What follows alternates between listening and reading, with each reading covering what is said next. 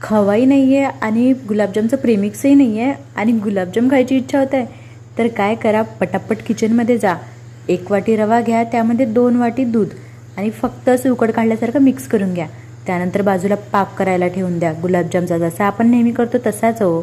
आणि त्यानंतर बघा, जो आपण उकडलेला म्हणजे वाफवलेला जो रवा होता तो थंड झाला की त्यामध्ये 2 चमचे मैदा, अर्धी वाटी दूध पावडर टाकायचं आणि चिमूटभर आहे ना खायचा सोडा घालायचा. चमचाभर तूप लावून याचा सॉफ्ट असा डो बनवून घ्यायचा. आणि मग काय करायचं, ह्याला छान गुलाबजामच्या आकारामध्ये गोल गोल गोळे बनवायचे. चपटे पण बनवू शकता किंवा लांब पण बनवू शकता. आणि जो पाक तयार झाला आहे बघा, त्याच्यामध्ये वेलची पावडर टाका किंवा केशरचे धागे किंवा फूड कलरसुद्धा टाकू शकता चिमूटभर. आणि इकडे बघा, तेल गरम करायचं आणि हे सगळे गुलाबजाम गोल्डन ब्राऊन होईपर्यंत तळून घ्यायचे आणि पाकामध्ये 1-1.5 तासभर मुरायसाठी ठेवून द्यायचे. आणि मग रसरशीत गुलाबजाम सर्व करायचे आणि आवडल्यास चॅनलला सबस्क्राईब करायचं.